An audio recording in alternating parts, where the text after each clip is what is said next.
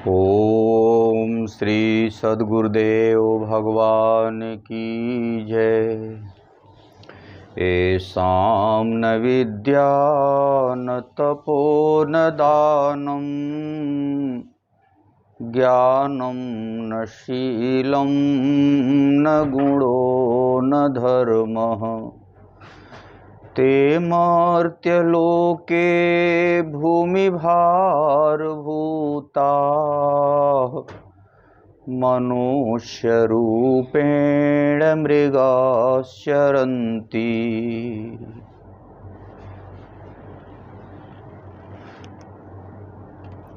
वास्तव में यह श्लोक का आशय यही है कि जिसके पास ऐसी विद्या नहीं है, और विद्या कौन सी, बाहरी जो विद्या पढ़ाई जा रही है आज के वर्तमान काल में, टेक्नोलॉजी बढ़ गई है, शिक्षा बढ़ गया है और फाइनेंशियल पैसा बढ़ गया है, लेकिन मूलभूत हमारे जो राष्ट्र की संस्कृति थी, आचरण था, इसका पतन हुआ है, इसकी गिरावट होती जा रही है।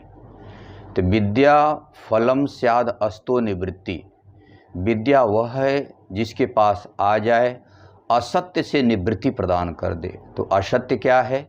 शरीर का संपर्क संबंध, जो भी संसार की विषय वस्तुएं हैं सब नाशवान है। हम आज हैं, कल शरीर नहीं रहेगा।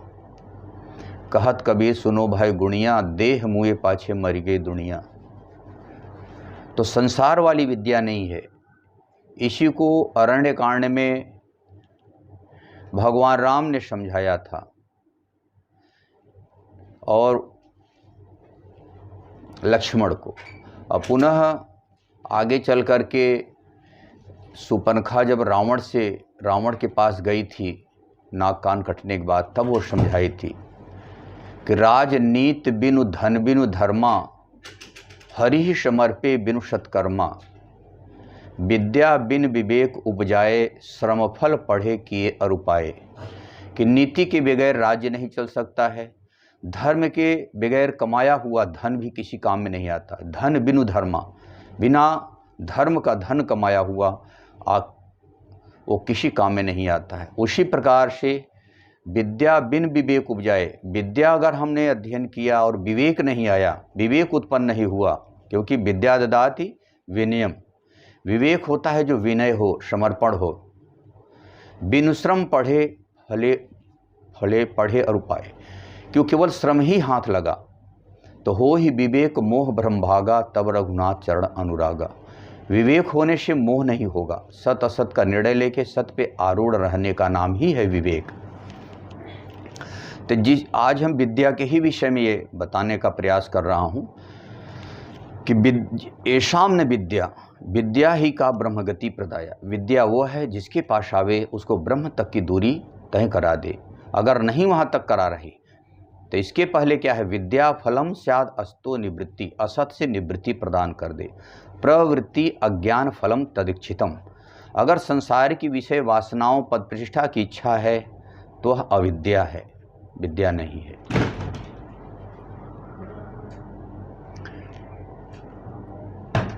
इसी प्रकार से येषां न विद्या, जिसके पास इस प्रकार की विद्या नहीं है, न तपो, अब उस विद्या के लिए हमें तप करना पड़ता है।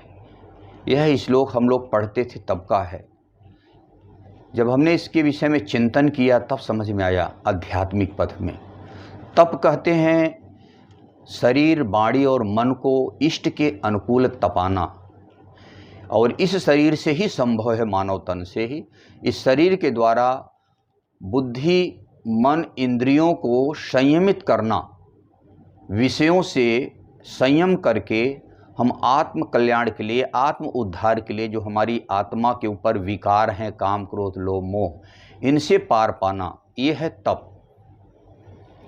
शरीर वाणी और मन को इष्ट के अनुकूल तपाना ही तप कहलाता है। आप गीता, यथार्थ गीता में 17वें अध्याय में देखेंगे। तो येषां न विद्या न तपो, न तप है न दान। दान तो एक होता है बाहरी दान, तो दान मूलतः दो प्रकार के होते हैं, भौतिक और आध्यात्मिक। भौतिक दान में आप लोग संसार की विषय वस्तु हमें देते हैं संत महात्माओं के यहाँ। वास्तव में दानम परम किम सुपात्र दत्तम। शंकराचार्य से किसी ने पूछा कि श्रेष्ठ दान क्या है, तो उन्होंने कहा सुपात्र को दिया गया दान। अब पुनः प्रश्न उठता है, सुपात्र है कौन? सुपात्र कुपात्र की पहचान कैसे हो? इस भेष में बहुत साधु लोग भी ऐसे कालनेमी जैसे घूम रहे हैं। तो सुपात्र क्या है? वास्तव में शुभ एक परमात्मा है। परमात्मा के पथ में चलने वाले पथिक को 2 रोटी खिलाना, ये सबसे बड़ा दान। बंद करो। तो सुपात्र वह है जो शुभ एक परमात्मा है। पात्र माने योग्यता, बर्तन जिसको कहते हैं, जिसके अंदर भगवान के प्रति अनुराग है, विरह है, तड़पन है, भजन है, चिंतन है, उसको 2 रोटी खिलाना, ये सबसे बड़ा दान कहलाता है। और उससे भी श्रेष्ठ दान होता है किसी महापुरुष के संरक्षण में उनके 2 रोटी खिलाना, भंडारा करना। क्योंकि भंडार महापुरुष के क्षेत्र है, भगवान का क्षेत्र है, भगवान के यहाँ जहाँ भंडार खुला रहता है। तो एक तो भौतिक दान है, दूसरा है आध्यात्मिक दान। वो सच्चा दानी महापुरुष होते हैं, संत होते हैं, वो दान देते हैं भक्ति का, मुक्ति का, निर्भयता का। यह भक्ति, मुक्ति और निर्भयता कहाँ होती है? परमात्मा में। तो एक परमात्मा की, जैसे संसार की पढ़ाई मास्टर से संभव है, चाहे हमारे बाप दादा पढ़े हों, चाहे हम लोग पढ़ रहे हैं, आने वाले बच्चे, कोई भी पढ़ेगा तो मास्टर से ही पढ़ेगा। तो उसी प्रकार भगवान के रास्ते में चलने वाले पथिक के लिए अनिवार्य है कि हमको ऐसे महापुरुष या संत चाहिए ही चाहिए। तो ये दान कौन सा दान देते हैं? भगवान के रास्ते में चलने के लिए। कल भी शरीर छूट जाए तो आज तक दान मतलब होता है समर्पण। आज तक का जो हमने कुछ समर्पण किया है, निश्चल भाव से सेवा किया हूँ, निश्चल भाव से हमने कुछ भी भजन चिंतन किया हूँ, ये कभी नष्ट नहीं होगा। तो ये आध्यात्मिक दान इसको बोलते हैं। यही हमारे दादा गुरु परमहंस स्वामी श्री परमानंद जी महाराज कहा करते थे, हो सच्चा दानी तो मैं हूँ, जो मैं मुक्ति का दान देता हूँ, भक्ति का दान देता हूँ। यही कबीर ने कहा, संतों भक्ति सद्गुरु आनी। जब भी परमात्मा का, भगवान का, खुदा का, अल्लाह का, गॉड का रास्ता मिलेगा तो हमें महापुरुष से मिलेगा, सद्गुरु से मिलेगा, दूसरा कोई नहीं दे सकता है। तो इसी प्रकार से ये हो गया दान। ये हम लोग पढ़ते थे 7वीं 8वीं में, तो ये श्लोक पढ़ा जाता था कि येषाम न विद्या न तपो न दानम ज्ञानम न शीलम न गुणो न धर्म ते मर्त्य लोके भूमि भारभूता मनुष्य रूपेण मृगाश्चरन्ति। ज्ञानम न शीलम, ये 3 चीज़ों को तो हमने बताया, विद्या, तप और दान। अब आया है ज्ञान और शील, ये 5 चीज़ें हैं। ज्ञानम न शीलम, ज्ञान क्या है? एक तो ज्ञान सांसारिक ज्ञान है, कोई भी डिग्री प्राप्त कर लिया, इंजीनियर हो गया, IAS PCS हो गया, या जैसे देश को चला रहे हैं प्रधानमंत्री मोदी जी, ये सब ज्ञान से ही हो रहा है। लेकिन ये ज्ञान नहीं है, महापुरुषों की निगाह में ये ज्ञान नहीं है। गीता में आप देखेंगे 13वें अध्याय का 22वां श्लोक है, अध्यात्म ज्ञान नित्यत्वम तत्व ज्ञानार्थ दर्शनम एतस् ज्ञानम इति प्रोक्तम अज्ञानम यदतो अन्यथा। तो अध्यात्म ज्ञान क्या है? वास्तव में जिसको विद्या कहते हैं वही चीज़ ज्ञान भी है, वही वेद भी है, और उसी को साधना की जागृति, आत्मा की जागृति कहा गया है। राम को ही ज्ञान कहा गया है और राम को ही ब्रह्म कहा गया है। तो ब्रह्म की जागृति, साधना की जागृति, इसी को ज्ञान भी कहते हैं, वही है विज्ञान, उसी को विद्या भी कहते हैं। तो ज्ञान यही है कि आत्मा के अधिपत्य में निरंतर चलना, अध्यात्म ज्ञान नित्यत्वम, नित्य माने निरंतर, सदैव। अब ये क्या है आध्यात्म ज्ञान? क्या है कि आत्मा के अधिपत्य में हम कैसे चलें, यह भी एक प्रश्न उठता है। आप गीता में उठा के देखेंगे तो उसमें यही लिखा है कि आत्मा के अधिपत्य में एक रस निरंतर चलना और चलते हुए तत्व का दर्शन, परम तत्व का दिग्दर्शन करा लें, साक्षात कर लें, वही है ज्ञान। तो आत्मा का अधिपत्य वो है कि आत्मा अभी हमारी आपकी डेड है, शव, जिसको शिवपुराण में आप देखेंगे, सुने होंगे कि पहले आत्मा हमारी शव रहती है, पार्वती उसमें चेतनता डाली है, चेतनता डाल करके फिर न उनको साधना में भजन में बैठाती थी। इसी को गोस्वामी जी लिखे हैं कि जिन हरि भगत हृदय नहीं आनी, जीवत शव समान ते प्राणी। वो प्राणी जी रहा है लेकिन जीवत कैसा है, शव समान। शव माने मुर्दा, डेड बॉडी। इसी को कबीर ने कहा, संतो यह मुर्दों का गांव। मुर्दों को गांव समझ रहे हैं, शमशान घाट। शमशान घाट क्या होता है, एक मुर्दा जल रहा है, उनके स्वजन रो रहे हैं, जलाए तब तक बीच में ही एक आक मुर्दा उधर से और आ रहा है, तब से एक मुर्दा उधर से आ रहा है। तो वैसे ही गांव में क्या होता है, एक वहाँ काका मर गया, चच्चा मर गया, बब्बा मर गए, पिता मर गए, माँ मर रही, एक एक मर रहा है। इसीलिए इसको मुर्दों का गांव कहा गया। विभिन्न दृष्टांतों के माध्यम से समझाने का प्रयास किया है महापुरुषों ने। तो आत्मा का अधिपत्य है कि जिस दिन आत्मा माने सत्य है, शाश्वत है, सनातन है, और उसका जो गुरु है उसी को सदगुरु कहते हैं। जैसे बच्चे पढ़ते हैं, कोई पीएचडी किया है फिजिक्स से, मैथ से, हिंदी से, तो वही सब्जेक्ट वो पढ़ा सकता है। तो जो सत्य के रास्ते में पढ़ के, सत्य के रास्ते में चल के और वहाँ तक पहुँच गया, लक्ष्य तक जो सत्य है, उसी को सदगुरु कहते हैं। जो सत्य का गुरु हो वही है धर्म गुरु है, उसी को जगत गुरु, उसी को विश्व गुरु कहते हैं।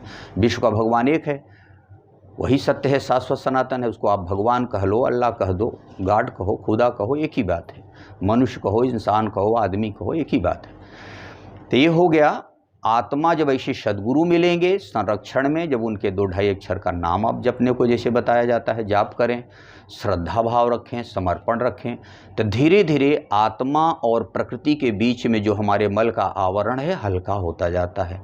तो जहाँ हल्का हुआ, मन निर्मल हुआ, तो भगवान तुरंत वहाँ से संचारित कर देते हैं, साधना जागृत हो जाती है। इसीलिए भगवान को अंतर्यामी कहते हैं। कितने भक्तों को अंग फड़क रहा है, संकेत मिल रहा है, यही वास्तव में ज्ञान है।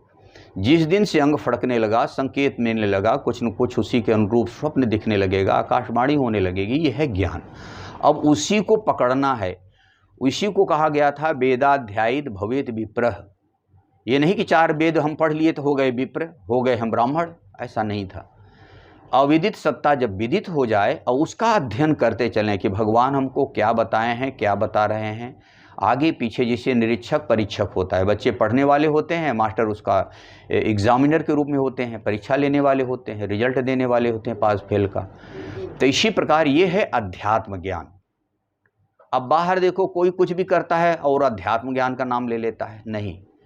तो यह है अध्यात्म ज्ञान नित्यत्वम। नित्यत्वम, नित्य क्या है, निरंतर। भगवान ये नहीं कि सोता होगा, आप सो भी जाएंगे तभी भी आपको वहां पढ़ाएंगे स्वप्न के माध्यम से। उसके आधार पर चल के तत्व ज्ञानार्थ दर्शनम, परम तत्व परमात्मा है, उसका साक्षात्कार कर ले, दिग्दर्शन कर ले, यही ज्ञान है। एतस् ज्ञानम इति, इसी को ज्ञान कहा गया है। अज्ञानम यदतो अन्यथा, इसके अतिरिक्त जो भी है वो अज्ञान है। अर्थात वहां तक जब तक हम लक्ष्य विदित नहीं कर पाए, चल करके तत्व का दर्शन नहीं किए, जब तत्व का दर्शन कर लेंगे तत्वदर्शी कहलाएंगे। उन्हीं को सदगुरु, उन्हीं को भगवान सब कहा गया है। यह है ज्ञान। तो उसके द्वारा मिलेगा का 5वां अंतिम कहते हैं शीलम। ज्ञानम न शीलम, शील माने आचरण होता है। आप भगवान बुद्ध के विषय में पढ़े होंगे तो उसमें शील आता है, पंचशील। उनके यहाँ जितने वरिष्ठ भिक्षु होते थे उनको ज़्यादा शील का पालन करना पड़ता था। शील माने होता है आचरण, साधुता का गुणधर्म। आप रामचरितमानस देखेंगे, उत्तरकांड में है, शील की मिल बिनु बुध सेवकाई, बिनु तप तेजन रूप गोसाई। गोस्वामी तुलसीदास जी कह रहे हैं कि बोध स्वरूप महापुरुष की बिना सेवा किए, संरक्षण में समर्पण से, अनुराग ग्लानि उत्साह से पढ़े बिना आपको आचरण नहीं मिलेगा। शील की मिल बिनु बुध सेवकाई, बोध स्वरूप महापुरुष की संरक्षण सानिध्यता सेवा, क्योंकि वो स्वयं में आचरण युक्त हैं। बुद्ध के पीछे आचरण ही था, और क्या था बुद्ध के, वो भी तो दिखने में शरीर ही से लग रहे थे। किसी महापुरुष के, महावीर, कबीर, नानक, तुलसी, रैदास, आज जो इस्लाम के ऊपर लोग अंगुली उठा रहे हैं, यही मेन इसमें मुद्दा है कि मोहम्मद साहब की जीवनी क्यों नहीं ये लोग बताते हैं। मोहम्मद साहब की जीवनी से हमको शिक्षा लेनी चाहिए। उन्हीं के नाम पे इतना बड़ा इस्लाम खड़ा हुआ है, तो मोहम्मद साहब की आज तक किसी में जीवनी नहीं बताई जाती है। जीवनी बताई जाए उनकी, और उनकी साधना बताई जाए, उन्होंने साधना क्या की और उनके नाम पे इतना बड़ा जो संप्रदाय खड़ा हुआ है इस्लाम का, तो महापुरुष से क्या मिलता है, बुद्ध से क्या मिलता है, आचरण मिलता है। महापुरुष से आचरण मिलता है हमारा, उसी को आचरण कह लीजिए, उसी को प्रकृति नेचर कह लीजिए, उसी को स्वभाव कह लीजिए। तो यहाँ गोस्वामी तुलसीदास जी कह रहे हैं कि सील की मिल बुन बुध शिवकाई, कि सील कभी नहीं, अगर आचरण कभी नहीं मिल सकता जब तक ऐसे बोध स्वरूप सदगुरु नहीं मिले हैं। इसीलिए जो 4 वर्ण हमारे भारतीय संस्कृति में, हिंदू समाज में है, वो वर्ण पे ही था, और वह वर्ण साधना का सोपान था। गुण और स्वभाव के माध्यम से ही वर्ण का उत्तरोत्तर उत्थान होता है। क्योंकि आज हम प्रवेशिका में हैं, शूद्र स्तर में हैं, तो हमारा स्वभाव कैसा रहेगा, चंचल होगा, तामसी गुण होगा, चारों तरफ मन बुद्धि इंद्रियों चारों तरफ में हमारे वैर भाव होगा। तो इसीलिए कलयुग कहा गया था कि तामस अधिक रजोगुण थोड़ा, कल प्रभाव विरोध चहोरा। चारों ओर विरोध भाव रहता है, कलयुगीन साधक है। ऐसे स्वरूप में नाम जप कहा जाता है। तो जब ऐसे महापुरुष सदगुरु के संरक्षण में हम आते हैं, हमारा मन तो लगेगा नहीं साधन भजन चिंतन में, शरीर अवश्य बैठा है, मन दुनिया से बात कर रहा है, भाग रहा है। ऐसी परिस्थिति में हम बैठे हैं तभी भी मन नहीं बैठा है, भजन में मन नहीं लग रहा है, नहीं बैठ रहे हैं तो गप ठोकेंगे, इससे उससे कहीं न कहीं घूमेंगे। तो ऐसी परिस्थिति में क्या करना है, सेवा। ये कहा गया था कि परिचर्यात्मकम कर्म शूद्रस्यापि स्वभावजम। यहाँ स्वभावजम, चारों वर्ण में स्वभावजम शब्द आया है। उस समय हमारा स्वभाव कैसा होगा और क्या हमको करना चाहिए, तमोगुणी स्वभाव ज्यादा रहेगा, और उस समय हमें सेवा करनी है। तो यहाँ एक शब्द आया है आत्मकम कर्म शूद्रस्यापि स्वभावजम। शूद्र का स्वभाव क्या है, परिचर्या। तो किसकी परिचर्या करें, सेवा किसकी करें, अपने से उन्नत अवस्था के। जैसे उदाहरण के लिए कोई बीएससी का मैथ का स्टूडेंट है और कोई इंटर में भी मैथ पढ़ रहा है, मैथ का स्टूडेंट है, तो बीएससी वाला मैथमेटिक्स के पढ़ा हुआ छात्र वो 12वीं के 11वीं के 10वीं को पढ़ा सकता है। अब बाहर में मनुस्मृति इत्यादि में बाहर में क्या कह दिए, चारों वर्ण की सेवा करे, बाहर का सबके पनहिक अधिकारी, पता नहीं क्या क्या लोग कल्पना कर लेते हैं। ये बाह्य जगत की चीजें नहीं है। जिस महापुरुष के संरक्षण में आए हैं, जैसे एक दोहा है आप सुने होंगे, राम कृष्ण से को बड़ा तिनहु तो गुरु कीन, 3 लोक के वेधनी गुरु आज्ञायाधीन। तो गुरु सदगुरु के संरक्षण में जैसे कृष्ण और बलदाऊ भैया बाद में आए थे, ये छोटे गुरु भाई थे, और सुदामा बड़े गुरु भाई थे, आप लोग कहानी सुने होंगे। तो अपने से जो उन्नत अवस्था के साधक हैं उनकी सेवा, जैसे महापुरुष को सब नहीं मिले हैं, तो महापुरुष के संरक्षण में चलने वाले जो उन्नत अवस्था के साधक हैं उनकी टूटी फूटी सेवा से धीरे धीरे हमको भी वो पढ़ाई चालू होगी। तो उन्हीं से हमको शील मिलेगा, स्वभाव। तो इसी को शूद्र कहा गया था। जिस दिन साधना की जागृति हो गई, आत्मा की जागृति, इसी को कहा गया था जन्मना जायते शूद्र। तो उससे उत्तरोत्तर साधना में हमारे बढ़ता क्या है, हमारा स्वभाव उन्नत होता है। इसी को कबीर ने कहा कि पहले यह मन काग था। कैसा हमारा शील था, स्वभाव था, कौवे के जैसा। कौवा तो जानते हैं आप लोग, वायस पलिहं यति अनुरागा, कबहु निरामिष होहि की कागा। कौवे को कितना भी कुछ खिलाओ लेकिन साला मांस जरूर खाएगा, टट्टी जरूर खाएगा।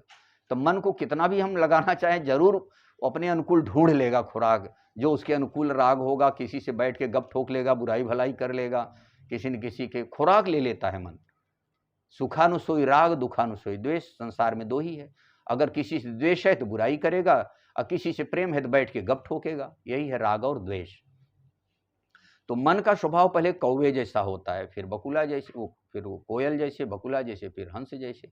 ये स्वभाव का परिवर्तन होता है, उत्थान होता है। तो शील यही है, पंचशील जिसको कहा गया है। एक महाभारत का उपाख्यान बहुत अच्छा आया है कि शीलेन ही त्रयम लोका, मतलब कि शील से ही तीनों लोक पर विजय प्राप्त किया जा सकता है, इसमें कोई संशय नहीं है। तो शील मतलब ही हो गया साधुता का गुणधर्म, आचरण। तो ये 5 चीजें हमने बताया इस श्लोक में। मेन चीज कि ऐशाम न विद्या, जिसके प्रकार ऐसी विद्या जिसके पास न हो। इसी को गीता में राज विद्या राजगुह्यम पवित्रम इदम उत्तमम प्रत्यक्षावगमम धर्मम सुसुखम कर्तुम व्ययम। ये गीता अध्याय 9 का दूसरा श्लोक है। राज विद्या राजगुह्यम, ये राजाओं की विद्या है, ये राजाओं का मार्ग है। इसी को कबीर ने कहा सच्चा साहब अमीरी रास्ता, सच्चे साहब सूरों का, कच्चा और मटमैला रास्ता कच्चे कायर क्रूरों का। सच्चा साप यह राजाओं की विद्या है, राजमार्ग है। सच्चे राजा महापुरुष होते हैं, उनके संरक्षण में सब आते हैं। गृहस्थ और विरक्त भी आएंगे, विरक्त अपने कल्याण की इच्छा से, और गृहस्थ हैं अपनी कामना के लिए, घर परिवार पुत्र के लिए आएंगे कि हमारे आशीर्वाद मिले। तो ये 5 चीजें हमने बताया। क्या क्या बताया? विद्या बताया, तप बताया और दान। 3 चीज। दान, दान माने होता है समर्पण। दान माने समर्पण होता है। तो जब जिस दिन से हमने कुछ दान में निकाला, उस दिन से हमने अपने परिश्रम का, अपने बाल बच्चे से निकाल करके हमने कुछ त्यागा है भगवान के क्षेत्र में। तो दान परमात्मा की ओर होता है, संग्रह माया की ओर होता है। आप धन हवेली कुछ भी बनाए हैं, वो दुख का कारण बनता है। अभी देख लीजिए, कुछ हंगामा मचा है यूपी में, पता नहीं किस किस बड़े बड़े भूमाफिया, बड़े बड़े हिस्ट्री शूटर लोगों का बिल्डिंगें गिराई जा रही है, क्या क्या हो रहा है। रोज समाचार में आप लोग सुन रहे हैं कि अरबों खरबों की संपत्ति नष्ट की रही, हजारों करोड़ की संपत्ति नष्ट हो रही है। तो ये बनना बिगड़ना सृष्टि के नियम है। किसी समय उसका आनंद लिए, मौज उड़ाए, यदि अब गिराया जा रहा है तो दुख हो रहा है। तो संसार के धन को महापुरुषों ने धन नहीं कहा। सकल वस्तु संसार की कबहू सुस्थिर नाहि, तेहि कारण ज्ञानी पुरुष चित न धरे मन माहे। संसार की कोई भी वस्तु स्थिर नहीं रह सकती है। इसी कारण महापुरुष सब कुछ त्याग करके भगवान की ओर बढ़ते हैं। आप बुद्ध की जीवनी देख लीजिए, महावीर की जीवनी देख लीजिए, भर्तृहरि गोपीचंद की जीवनी देख लीजिए, उज्जैन के राजा थे भर्तृहरि, इन लोगों की जीवनी देखिए, कैसे रहे हैं, साधन भजन तपस्या किए हैं। तो यही सब चीज़ें हम महापुरुष से सीखते हैं और वही चीज़ मिलता है हमको। तो हम आज 5 चीज़ों को बताया। विद्या वह है जो हमें ब्रह्म तक की दूरी प्रदान कर दे, तय करा दे। अगर और तप है कि जो हम मन सहित इंद्रियों को इष्ट को अनुकूल तपाएं, वो तप है। ये नहीं कि तब कोई एक पैर से खड़ा है तप है, कोई मौन हो गया, मौनी महाराज हो गए। बाणी से तो हम नहीं बोल रहे हैं, लेकिन मन से तो दुनिया भर के हो रहा है चिंतन। तो इसीलिए भगवान सब कुछ दिए हैं तो उसका सदुपयोग करो, सच्चा उपयोग करो, दुरुपयोग न करो। वाणी भी दिए हैं तो उचित वाणी बोलो, जब बोलो तो हरिगुण गाओ, मौन रहो तो नाम जपाओ। क्या किसी से राग द्वेष लेना है? किसी का राग द्वेष भी करोगे तो वही चीज़ भावना रहेगी। कल लड़ाई झगड़े मारपीट हो जाता है छोटी छोटी वस्तु के लेकर के, वस्तु यहीं पड़ी रह जाती है, आदमी मर जाते हैं, चले जाते हैं। तो इसी प्रकार से चीज़ें बताया। 3 ये हो गया, विद्या, तप और दान। 2 चीज़ और है, ज्ञान और शील। ज्ञान आत्मा की प्रत्यक्ष जानकारी है, जिसको वर्ण में कहा गया है, वेद कहा गया है, वेदाध्याय बहुविध विप्र। तो वही ज्ञान के अनुसार वही उसी को वेद भी कहा गया है कि वेद का ज्ञान, अविदित सत्ता विदित हो जाए, उसी को ज्ञान कहा गया। उसी को वेदाध्यायित भवेद विप्र ब्रह्म जानेति ब्राह्मण। ये साधना के 4 सोपान थे, उन्हीं के वंशज हम आपके। जैसे गोत्र किसी को लगाते हैं तो गोत्र माने वहीं से, जैसे किसी को भृगु गोत्र है, नारायण गोत्र है, तो ये सभी ऋषि महर्षि थे। ठीक। और रही बात ये समाज की जो विकृतियों का कारण है, इसका समाधान के रूप में आप प्राचीन भगवान की पुनीत वाणी, सबसे प्राचीन है गीता। गीता का उपदेश को आया है कि अविनाशी योग कल्प के आदि में इसी गीता के उपदेश को, योग को, ज्ञान को भगवान कृष्ण ने कहा कि सूर्य से कहा था। सूर्य ने मनु से कहा तो मनु ने क्या किया, अपनी स्मृति में धारण कर लिया। पुनः उसी को मनु स्मृति कही गई थी, गीता को ही, गीता को उपदेश को ही। ये तो बाद में लोगों ने, पुष्यमित्र शुंग इत्यादि लोगों ने लिखा बाद में, उसका नाम रख दिया मनुस्मृति। जैसे कबीर के 2-4 दोहे पद बना कोई देता है, बनाने के बाद उसका अंतिम में लिख देता, कहत कबीर सुनो भाई साधो। तो कहत कबीर कह दिए तो हुआ कि कबीर साहब का है। तो ऐसी बात नहीं है। तो मनुस्मृति ये कोई शास्त्र नहीं है, ये समाज के चलाने के एक ला पॉइंट थे। तो इसको हम लोग नहीं एक्सेप्ट करते हैं, हम एक्सेप्ट करते हैं मात्र भगवान की पुनीत वाणी उपदेश गीता को। हाँ, गीता से कोई भी प्रश्न हो, गीता से कोई सिद्धांत हो तो बताइए, उसको आप लोगों को उत्तर मिलेगा। इसलिए 5 चीज़ें बताया, ज्ञान और शील, प्रयास यही किया। अब आप लोगों को जितना समझ में आया होगा, अब आप लोग उसको समझें। और आपका, इसीलिए गीता को ब्रह्म विद्या कहा गया है। प्रत्येक अध्याय के अंत में कहा गया है कि गीता सुगीता कर्तव्या कि मन्ने शास्त्र विस्तरई। गीता के प्रत्येक अध्याय के अंत में कहा गया है कि ओम तत्सदित श्रीमद् भगवद गीता सुपनिषत्सु ब्रह्म विद्यायाम योग शास्त्रे श्री कृष्णा अर्जुन संवादे। तो ब्रह्म विद्या है, योग शास्त्र है। अब योग में हम कैसे लगें, उसमें क्या व्यवधान है, उस व्यवधानों से हम कैसे बचें, वहाँ तक पहुँचेंगे तो क्या मिलेगा, ये सब उसी योगशास्त्र गीता में मिलेगा, उसी को धर्मशास्त्र कहा गया है। वही धर्म है हमारा आपका। ये संसार के जो धर्म है, ये तो जो मान के बैठे हैं रूढ़ियाँ हैं, कुरीतियाँ हैं, ये धर्म नहीं है। धर्म कभी भी बदल नहीं सकता, कभी नष्ट नहीं होता है। माया में कोई ऐसी शक्ति नहीं कि धर्म को नष्ट कर दे। हाँ, उसको रुकावट कर सकती है, पुनः आएगा। भगवान कृष्ण द्वापर में बोले हैं, इसके पहले भी अविनाशी योग था। योग अविनाशी है तो नष्ट कैसे होगा? जो अविनाशी है उसका नाश कैसे? हाँ, प्रसुप्त हो जाएगा, लुप्त हो जाएगा, पुनः ये शरीर छूटेगा, पुनः अगले जन्म में पाएंगे। आप 6वें अध्याय में देखेंगे, स्पष्ट होगा वो। तो ये गीता के सही व्याख्या न मिलने के कारण, गीता की परिभाषा समाज में न मिलने के कारण समाज हमारा विकृति में आ गया, भटक गया। मुसलमानों के, ईसाइयों के पास कुछ भी नहीं है, हम गारंटी के साथ करें, लेकिन फिर भी कुरान से जुड़े हुए हैं, एक अल्लाह के नाम से जुड़े हुए हैं, एक थाली में बैठ के खा लेते हैं। जितनी कुरीतियाँ, जितने भ्रष्टाचार, जितने आचरण भ्रष्ट ईसाई मुसलमान है, उतना कोई समाज नहीं है। लेकिन बस एक बाइबल लेकर के वो संगठित हो जाते हैं, वो कुरान लेके संगठित हो रहे हैं।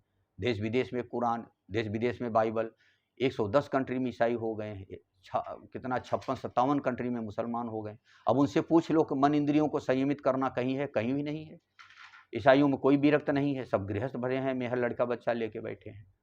तो इतना उच्च कोटि की संस्कृति, उच्च कोटि की ग्रंथ, उच्च कोटि के महापुरुष, ऋषि महर्षि और तपोभूमि, तीर्थ प्रधान देश, लेकिन हम आप भटक गए। क्यों भटके हैं? कि गीता की सच्ची व्याख्या नहीं मिल पाई, न हमारे पाठ्यक्रम में दिया गया बच्चों को, एजुकेशन डिपार्टमेंट में न तो दिया गया। तो हमारे बच्चे कभी पढ़े नहीं, हम लोग कभी पढ़े नहीं, तो कैसे हम लोगों को समझ में आएगा वो चीज़? लेकिन अभी भी हम निवेदन ये करेंगे, जो भी यह वीडियो सुने, सब लोग मिल करके हमारे राष्ट्र की गीता की डिमांड किया जाए और गीता की एक आयोग बैठे जो सच्ची टीका छूत अछूत की भावना से रहित हो, कलह पीड़ित गरीब रंक राजा से रहित हो, जो एक परमात्मा का बोध कराती हो और सबको समान अधिकार देखता हो। वही गीता एकता मूलक है और वही सच्ची टीका आप लोगों के लिए, सबके लिए है। चाहे विदेश में खड़ा हो, चाहे भारत में खड़ा हो, 2 हाथ पैर का मनुष्य है, वो सबके लिए है। बोलिए गुरुदेव भगवान की जय।